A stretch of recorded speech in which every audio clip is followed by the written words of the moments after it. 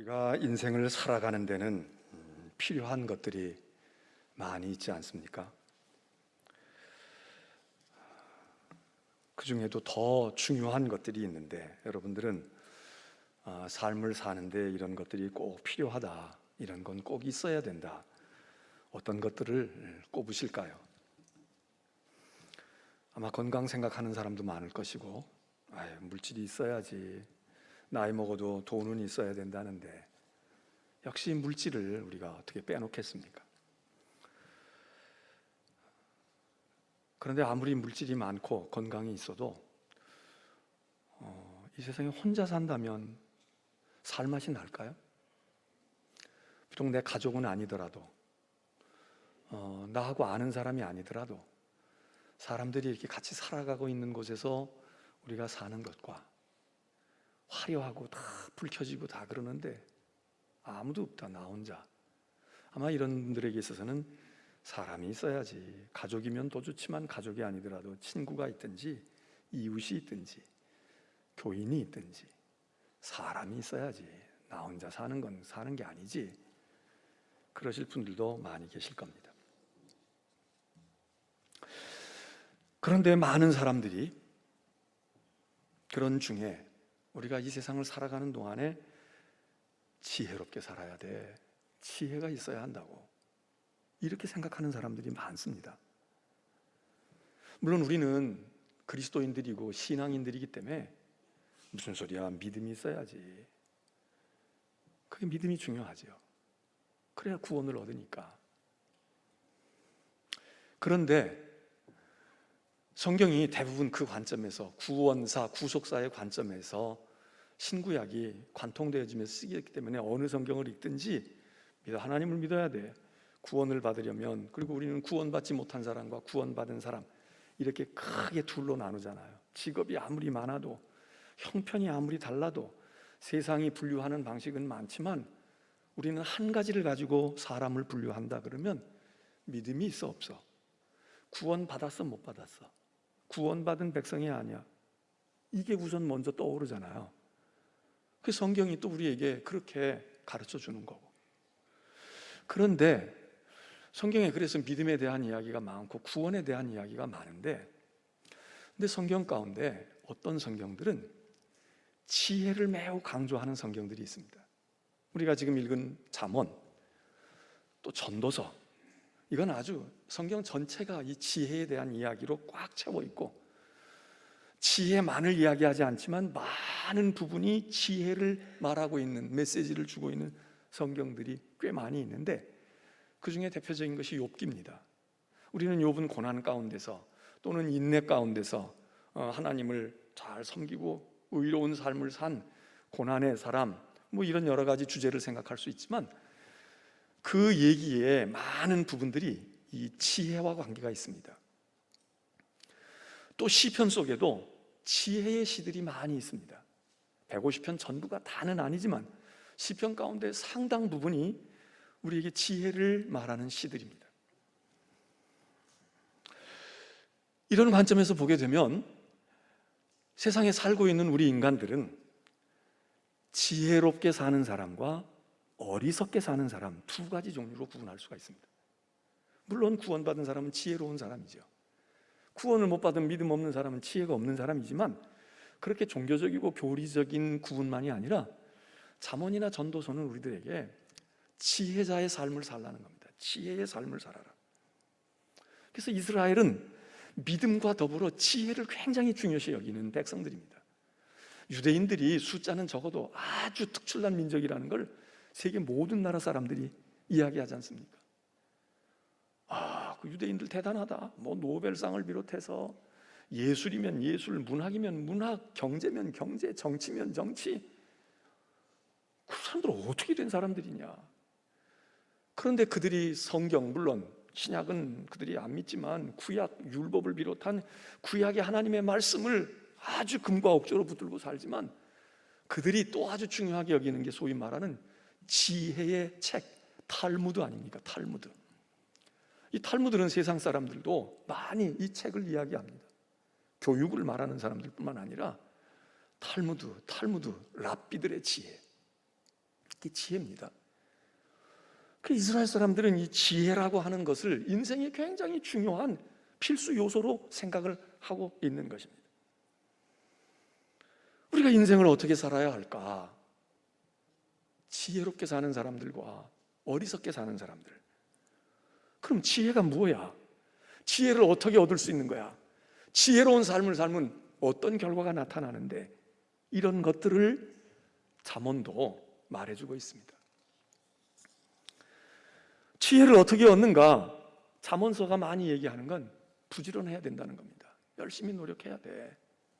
게으르지 말고, 자꾸 남 탓하지 말고, 뭐 금수저가 어떠니 흙수저가 어떠니 자꾸 그렇게 하고 사회 구조 탓하고, 있는 자는 있고 말이요. 맞는 얘기죠. 그런데 어떡하겠어? 흙수저 물고 나왔는데 금수저 탓만 하면 맨날 혁명만 해? 맨날 개혁만 하고 맨날 시위만 하고 데모만 해? 그 사람들이 벗어나는 길도 부지런하고 근면하고 성실하고 신실하고 노력해야지. 실력을 쌓아야지. 돈도 없는데 실력도 없으면 나냐? 그러니까 성실하고 근면하고 그리고 막 노력을 많이 하라고 지혜서는 가르쳐 줍니다. 열심히 살아. 열심히 해야 되는 거야. 자꾸 구조 탓하고 말이야. 뭐 계층이 어떻고 뭐가 어떻고 말이야. 신분이 어떻고 뒤집어 엎을 생각만 하고 개혁한다고 데모만 할 생각하지 말고 열심히 살라고. 그러면서 얘기하는 게 열심히 배워라. 교육해라. 물론 기술을 가르치기도 해야 되지만 지혜를 가르치라는 겁니다. 지혜를 가르쳐 주어라. 이 지혜가 중요한 거니까. 우리가 세상에 중요치 않은 것도 얼마나 배웁니까? 돈을 들이고 시간을 들이고 과정을 밟고 그리고 막 동분서주하고 주경야독하고 그러면서 배우잖아요. 근데 진짜 중요한 지혜를 우리가 어디서 배웠습니까? 여러분이나 저는 지혜를 어디서 배웠을까요? 학교를 떠올릴 수 있습니다. 학교는 지혜보다 지식을 가르치지 않습니까? 지식을 가르칩니다. 지식과 일맥상통하는 경우가 많지만 지식이 있다고 지혜가 있는 게 아니고요. 지식이 없다고 지혜가 없다 말할 수도 없습니다. 근데 우리가 지혜를 못 배웁니다. 지혜를 안 가르쳐 줬어요. 지혜를 가르쳐 주는 사람이 없어요.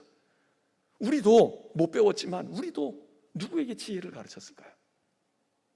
근데 잠언은 지혜를 가르치는 사람들을 지혜자라, wise man, 현인, 랍비, 전도자, 지혜자 이런 말을 합니다. 이 지혜자는 이스라엘의 역사에 있어서 아주 독특한 그룹들인데, 이스라엘의 역사에 족장들이 있죠.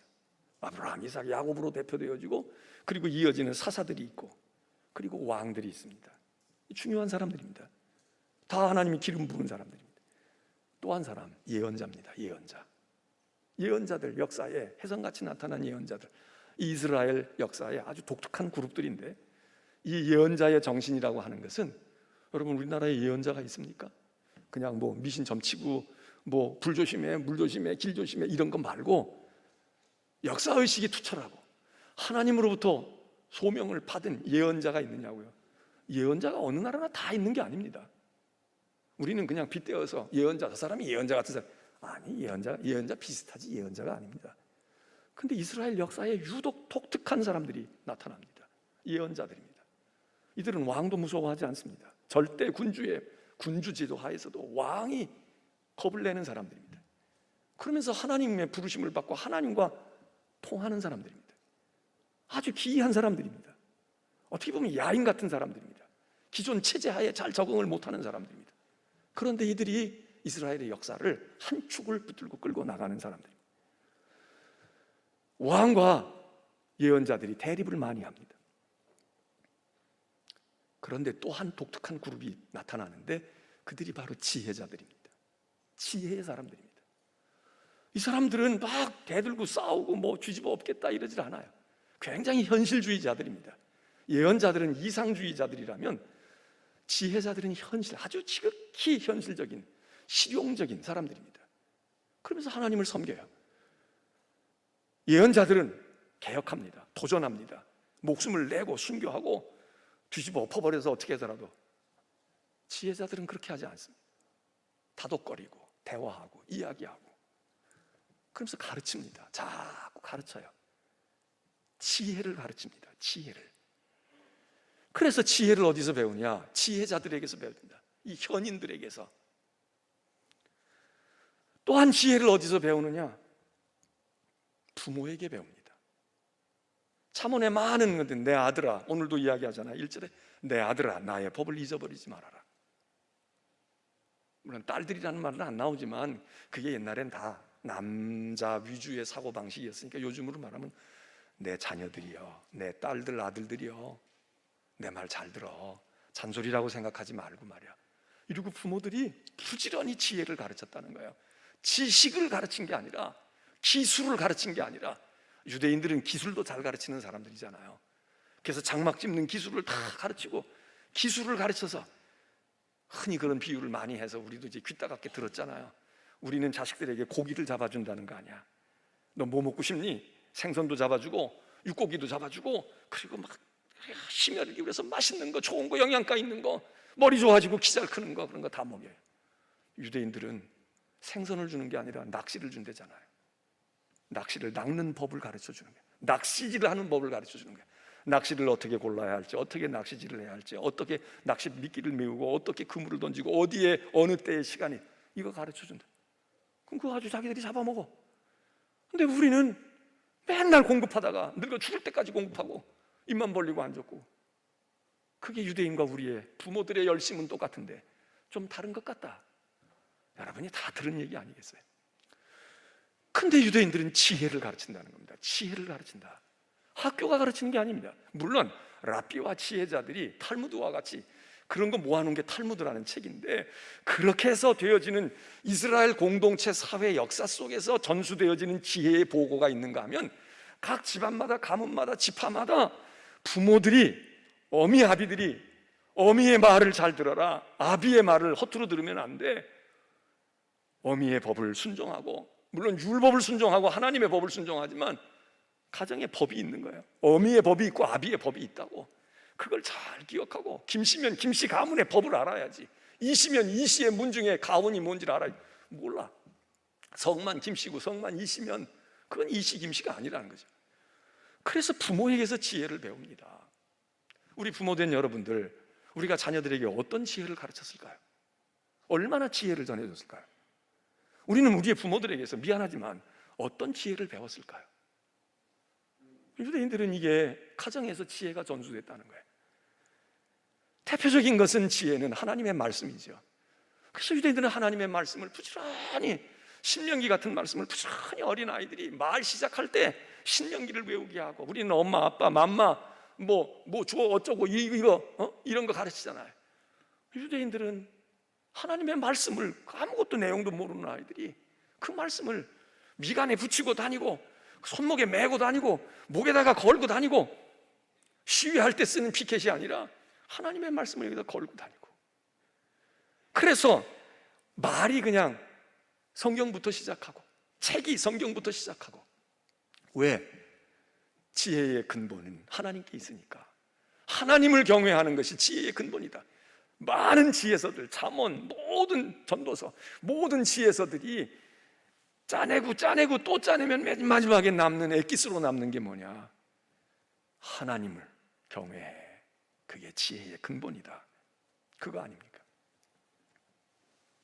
오늘 본문의 말씀은 잠언서에서도 유명한 말씀인데, 이 말씀 가운데서 우리는 지혜로운 삶을 살려면, 지혜자들이라면 어떤 것을 어떻게 해야 할까? 다 읽으면 아는 거지만 몇 가지 다시 한번 짚고 넘어가 봅니다. 지금 언급한 대로, 내 아들아, 내 법을 잊어버리지 말고 내 마음으로 내 명령을 지켜. 건성으로 듣지 말고, 잔소리라고 듣지 말고.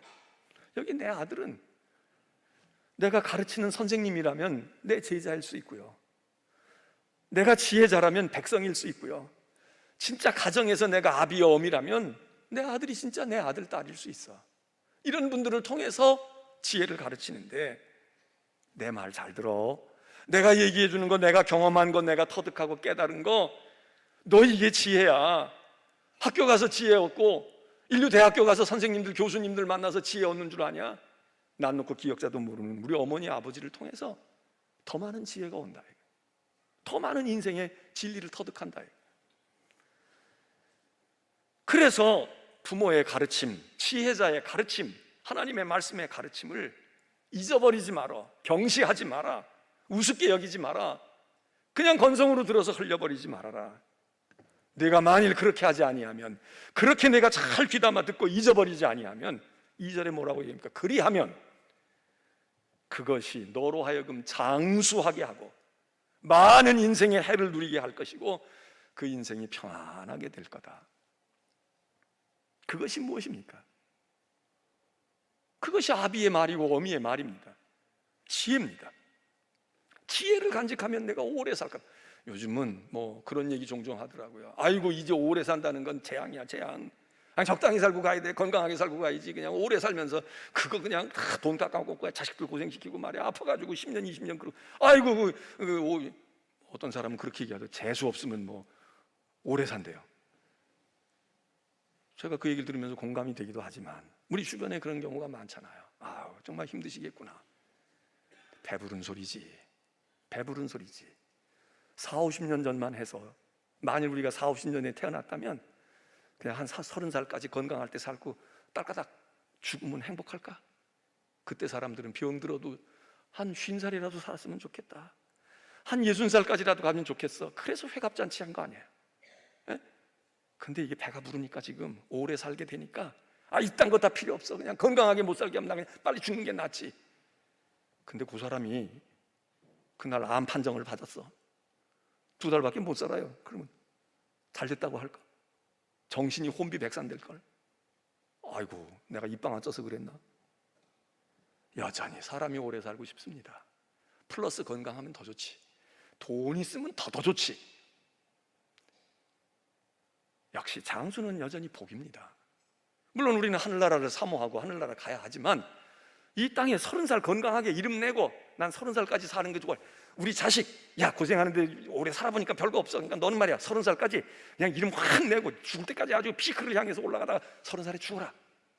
여러분 부모가 그렇게 생각합니까? 무슨 소리예요? 오래 살아야지. 건강의 복이야. 근데 그 건강의 복이 장수의 복이 말이에요.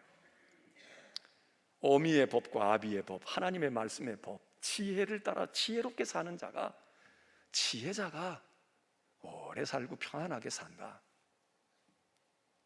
기억해야 되지 않겠습니까? 3절에 이야기합니다. 인자와 진리가 너를 떠나지 않게 해.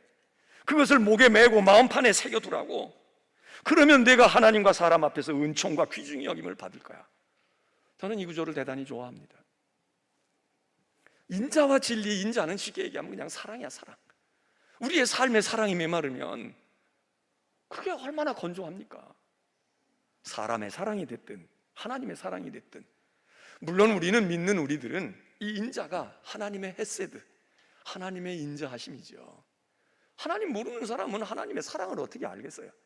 그러니까 정말 지혜로운 삶을 사는 사람은 누구냐? 이 세상에 사랑을 받기도 하고 사랑을 하기도 하고 사랑을 알고 사는 사람이지.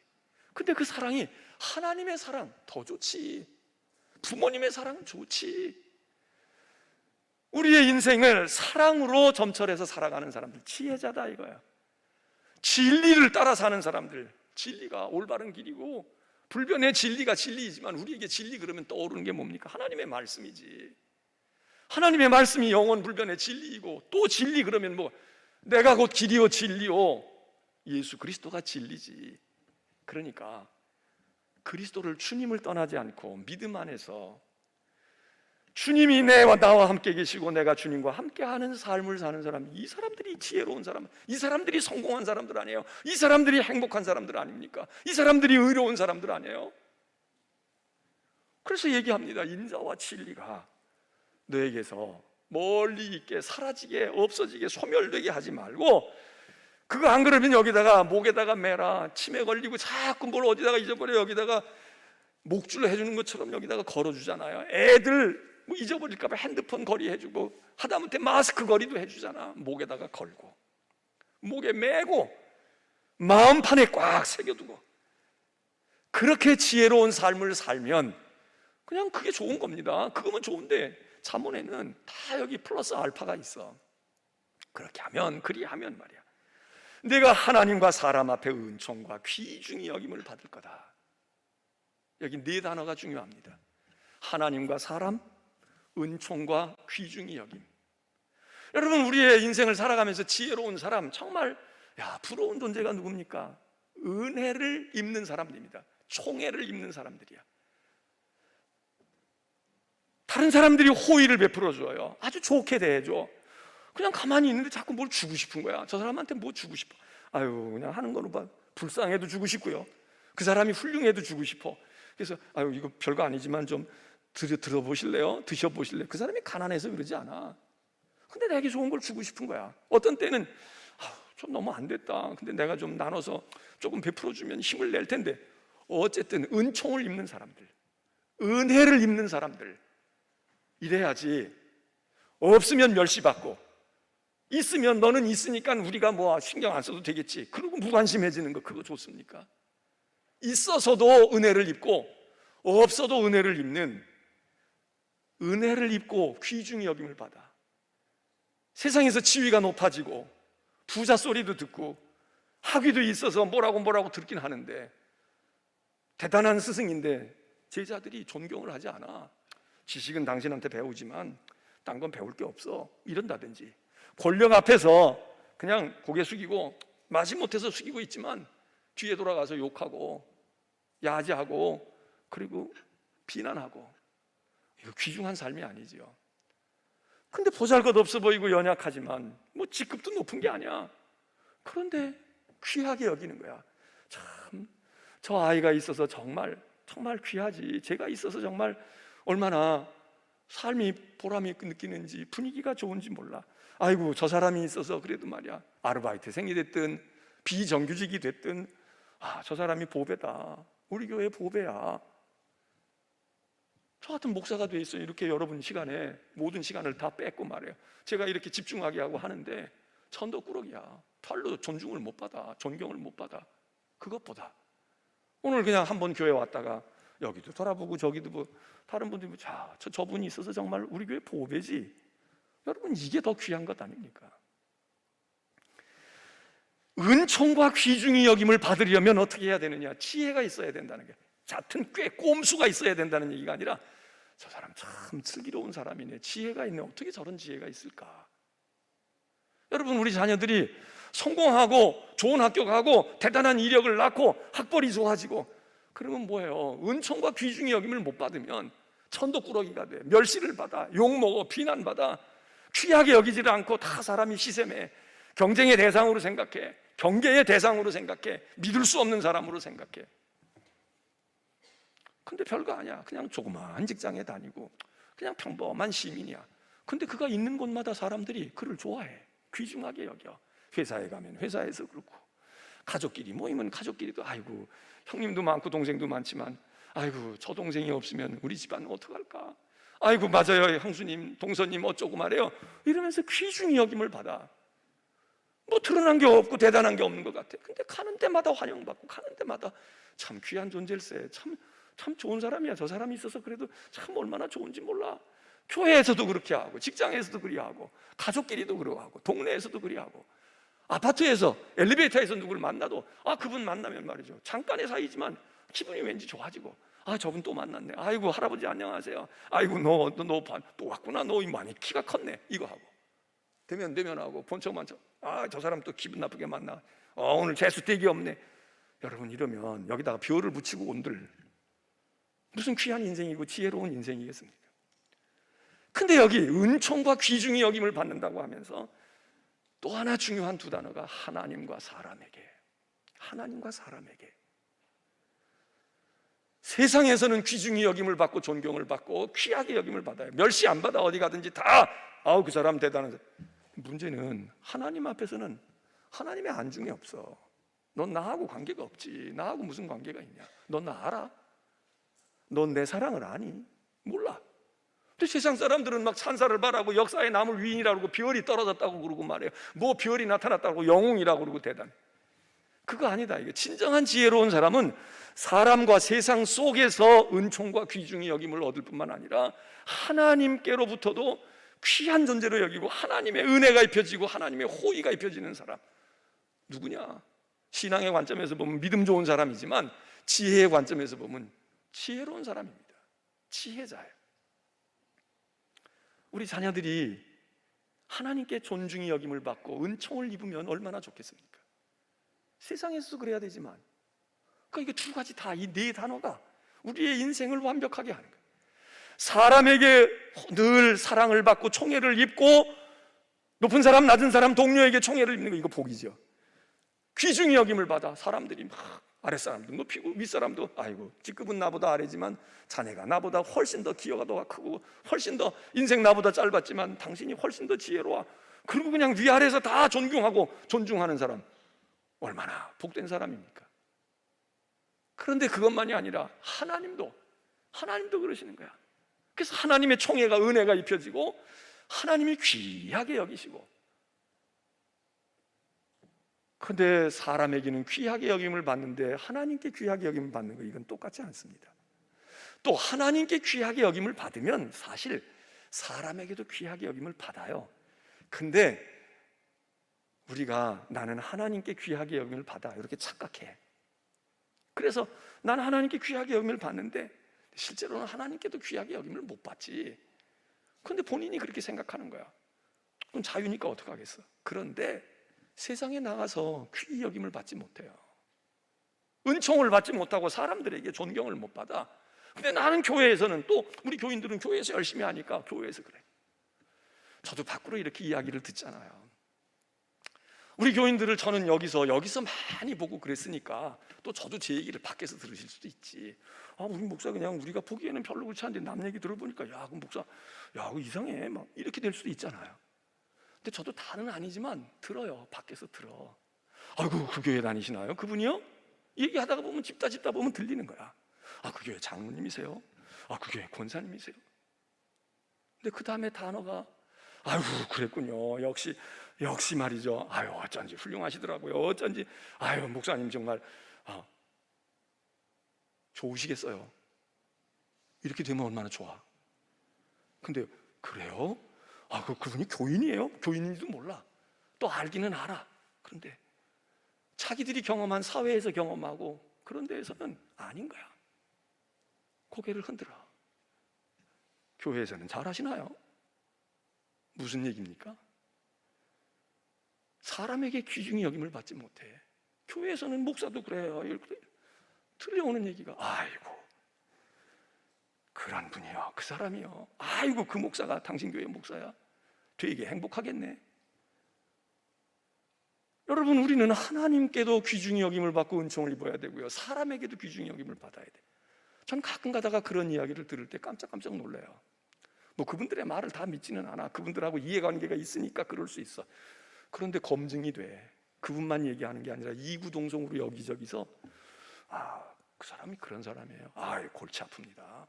아이고, 우리가 상종을 하지 말아야 됩니다. 이쯤 되면, 야, 이거 어떻게 해야 돼요? 근데 그런 분들이 신앙생활도 현찮게 하는 분들도 있죠. 그런 분들이 되게 그럴 수 있지만, 아니야, 교회에서는 그래도 꽤 쓸만하고 교회에서는 그래. 그리고 그냥 그렇게 과히 뭐 아니라는 거예요. 혹시 궁금하신 분이 있으면 저한테 와서 물어보십시오. 혹시 제 얘기 들었습니까? 그럼 제가 사실대로 말할 수도 있고 아니라고 말할 수도 있어. 그것도 봐가면서 해야지.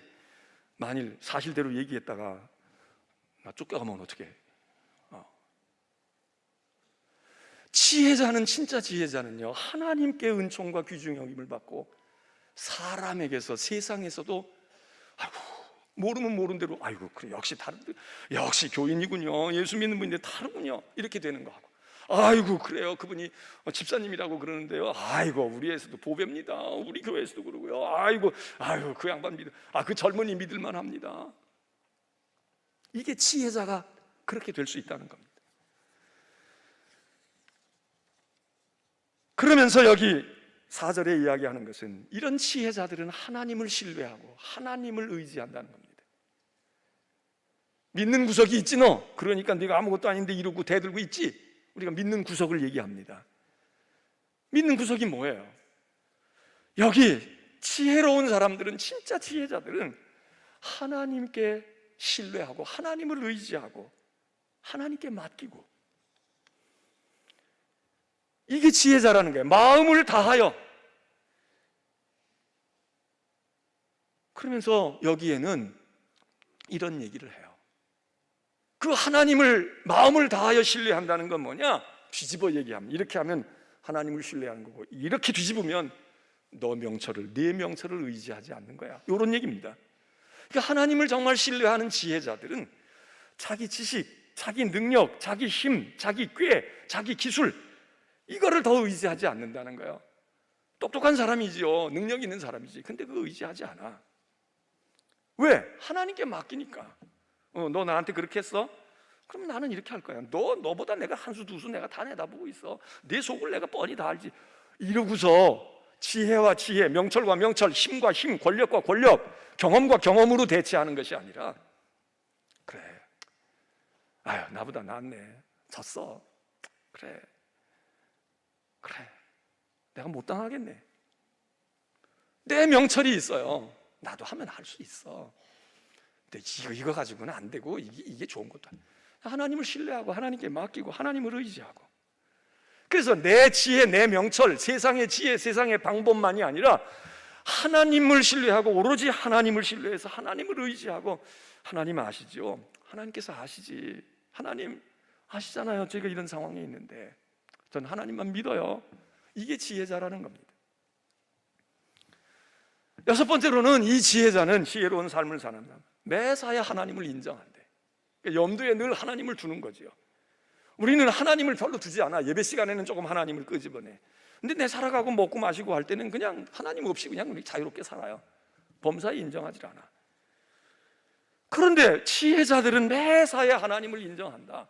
일 해놓고 계획해놓고 추진하다가 주님 믿음대로 된다고 했잖아요. 믿음으로 가지고 했는데 왜 안 됩니까? 이거는 순서가 잘못됐지. 제대로 된 지혜자들은 계획 단계부터 기한을 해서 프로젝트를 만들어서 과장님께, 팀장님에게, 차장님에게, 부장님에게, 이사에게 올라가서 거기서 결제가 떨어지고 한번 해보지. 그거 좋겠네, 해봐. 이렇게 돼야 되는 거 아닙니까? 지가 다 저질러 놨어. 이건 내 분야니까, 내 담당이니까 다 저질러 놨어. 문제가 생겼어. 당신이 책임자니까 이거 책임져 줘야 되지 않습니까? 당신이 뭐하러 존재하는 겁니까? 이런 거 하라고 뒤에 백업하라고 있는 거 아닙니까? 똑똑한지는 몰라. 범사에 인정하지 않은 거잖아요. 지혜자들은 하나님께 매사에 인정을 한다. 범사에 하나님을 염두에 두고 하나님이 어떻게 생각하실까? 내 생각과 내 계획과 내 방안이 있지만 이 하나님의 방식일까? 하나님이 원하시는 것일까? 그러면 여기 성경에 내 길을 지도하실 거다. 내 길을, 갈 길을 보여주실 거야. 여러분, 운전할 때 이 GPS 내비게이션이 있어서 얼마나 좋습니까? 이거 잘 보고 있으면 막 재미있어. 가는 게 다 찾아가잖아. 택시를 타도 전에는 송도로 가주세요. 어느 다리로 건너요? 셋째인가 둘째 다리인가 모르겠네. 2교인가 1교인가. 그리고 거기 가서 네 번째 신호등에서 우회전 해가지고요, 한 바퀴 돌고 유턴을 해가지고요, 다시 가가지고 좌회전 하고요, 그 다음에 무슨 아파트 정문 말고 후문. 이러면 운전하는 기사도 긴장되고, 우리 또 맨날 설명해도, 나도 맨날 다니는 기지만 헷갈려. 근데 요즘에는 편하더라고. 그냥 뭐 있잖아요, 어플 있잖아. 그래서 내가 그냥 내 시간에 여기 몇 시에 오겠구나, 몇 시에 거기 딱 해서 어디 갈 겁니까? 목적지 다 넣잖아 벌써. 어디 병원에 갑니다, 인하대 병원입니다, 다 넣어놔. 택시가 문 열고 서. 어디 가시는 거죠? 네, 다 확인됐어. 끝. 그리고 뭐 결제도 다 되잖아. 내릴 때 옛날엔 그래도 카드라도 줬는데 이제 카드도 줄 필요 없잖아. 그냥 수고하셨습니다, 좋은 하루 되세요, 잘 왔습니다. 얼마나 편해요. 근데 안 그러면 다 챙겨야 돼. 돈 내는 거 챙겨야 되고, 목적지 얘기해야 되고, 길도 여러 개가 있는데 내가 볼 때는 이 시간에는 이리로 가야 좋은데 내비게이션에서 이렇게 나왔으니까 이러고 할 것도 없어. 그냥 기사에게. 기사도 편해. 병원에 가는 손님이로구나. 그러고 운전 더 집중하고, 꼭 할 말 있으면 하고, 여유 가지고 보고.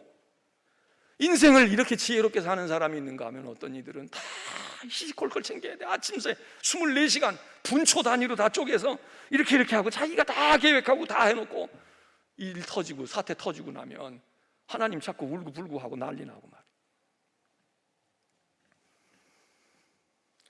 지혜롭게 여기지 말아라. 7절에 여호와를 경외하라고. 지혜로운 사람은 하나님을 경외해. 경외한다는 말은 두려워하고 하나님을 공경하는 것. 그런데 이 지혜로 하나님을 경외하는 사람의 특징이 이렇게 보면 하나님을 경외하는 건데, 그 사람을 이렇게 보면 뭡니까? 이 하나님을 정말 경외하는 사람은 자기를 지혜롭다고 생각하지 않는다는 거예요. 겸손하고, 아유 내가 부족하지, 내가 모르지, 내가 모르고 있지, 내 생각이 짧았지, 이렇지 않은 사람은 하나님을 경외할 수가 없다는 거예요. 자기가 있는데. 또 하나는 이렇게 겸손하게 지혜롭다, 아니다 이것만 생각하는 게 아니라 악을 떠난다는 거예요. 하나님을 경외하는 사람은 악의 길을 떠나서 의롭고 선한 길로 가. 그런데 이 말에 그러면 말해요. 그러면 이 지혜로운 자의 삶은 어떠냐? 이것이 내 몸의 양약이 돼요. 뭐가? 하나님을 경외하는 것이, 악을 떠나서 사는 것이, 지혜롭지 않다고 자기를 늘 겸비하게 생각하는 것이, 부족하다고 생각하고 어리석다고 생각하는 것이, 이게 보약이라는 거예요. 인생의 보약이 된다. 그래서 양약이 되어 내 골수를 윤택하게. 골수가 뭡니까? 뼛속이야. 뼈에 골다공증 걸려가지고 구멍이 숭숭숭 뚫리는 게 아니라 뼈가 꽉 차 있어. 여러분 음식을 좀 먹고 잠만 자고 나도 피부가 뽀얘질 수 있고 기름기가 흐를 수 있어요. 피부가 변화가 와. 그리고 근육이 생길 수도 있어. 그런데 진짜 우리 몸을 지탱하는 건 뼈가 튼튼해야 되잖아요. 허위대는 멀쩡한데 뼈가 그냥 부서지면 깨지고 말해요. 부딪히면 이거 뼈가 형편없는 거야. 근데 이런 지혜의 삶을 사는 사람들은 뼈가 몸속에 있잖아요. 살 속에 있잖아. 저 깊은 곳에 있잖아. 그리고 그 뼈 중에 골수, 뼈의 속까지 탄탄하게 채워지는 그 비법이 어디 있느냐? 지혜로운 삶을 사는 사람은 골수까지 꽉 차 있다는 거예요. 골다공증 안 걸려, 부러지지 않는다는 거예요. 부서지지 않는다는 거야, 인생이. 그러면서 마지막으로 얘기하는 것이, 이런 지혜자는 하나님을 섬기고 공경하고 산다. 내 재물과 소산물의 처음 익은 열매로 하나님을 공경해라. 예? 그러니까 이렇게 채움을 얻는 것만이 아니라 하나님을 섬기고 헌신하고 하나님께 충성한다. 그러면 내 창고가 가득히 차고 내 포도즙 틀에 포도즙이 넘칠 거야. 여호와를 공경하라고. 어떻게? 내 재물과 소산물의 처음 익은 열매로 하나님께 헌신해라. 하나님께 감사해라. 하나님께 드려라. 이게 지혜자의 삶입니다. 근데 우리는 세상 일을 위해서는, 사람을 위해서 쓰고 내 자식을 위해서 쓸 때에는 아까운 게 없어서 못 쓰지, 부족해서 못 쓰지. 더 있으면 더 주고 더 있으면 더 할 텐데, 투자도 더 있으면 더 할 텐데 내가 요거밖에 못하는 게, 은행에 갈 때 돈 요즘에 가져가지도 않지만 이체를 하든 뭘 하든 온라인으로 하든 없어서 못 넣지. 그거 넣는 거 아까운 사람이 어디 있습니까? 아, 남들이 저기서 100만 원짜리 내는데 나는 50만 원 내는데, 어떻게 하면 저렇게 낼 수 있지? 그게 부러워 죽겠잖아. 근데 하나님 앞에는 시간을 드리거나 물질을 드리거나 정성을 드릴 때 그런 생각이 요만큼도 없어요. 그거 부럽지도 아니하고. 그리고 그러는 사람 보면은, 이거 꼭 저런다고 되겠어? 그러거나, 이거 돈 많아서 좋겠다. 넌 많으니까 그렇게 하는 거지. 야, 종종 교회에서도 이런 얘기하는 분들, 농담 반 하는 분들이 있어요. 그 얘기 그렇게 함부로 하면 안 됩니다. 그 드리는 분들이 그렇게 말하는 당신보다 더 돈이 많아서 드리는 거 아니야. 어렵고 힘들고, 그거 어떻게, 그 기도와 사랑과 헌신으로 하는데 어떻게 말을 그렇게 해? 넌 많으니까 드리지. 많은가 보다 넘치니까 11조 그렇게 하고. 세무조사 한번 해볼까요? 누가 더 많은지?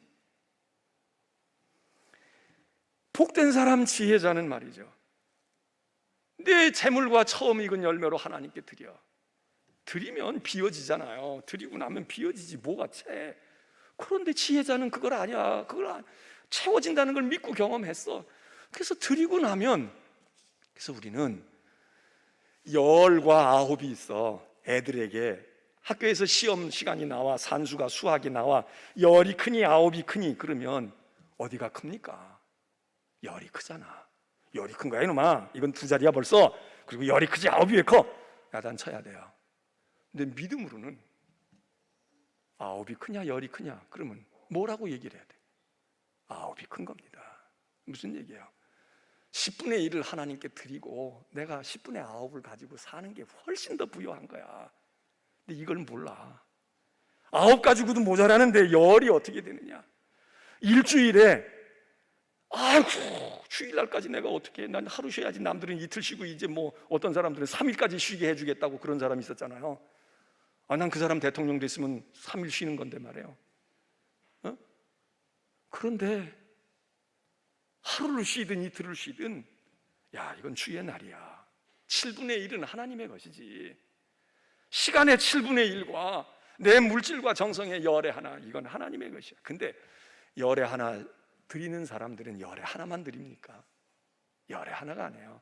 11조를 제대로 하는 사람은 열의 하나가 아니라 11조는 드리고 감사헌금도 하고 선교헌금도 하고 교회에서 무슨 일 있다고 하면 하고 기증해서 10의 2, 3을 드려. 11조만 하는 사람은 없어. 11조를 못하거나 11조를 넘치게 하지 11조만 할 수가 없어요. 할 수가 없어. 11조 하는 사람이 거기서 난 11조 했으니까 거기서 감사헌금 떼고 거기서 부흥회헌금 떼고 거기서 추수감사헌금 떼고 그건 11조를 못하는 거예요.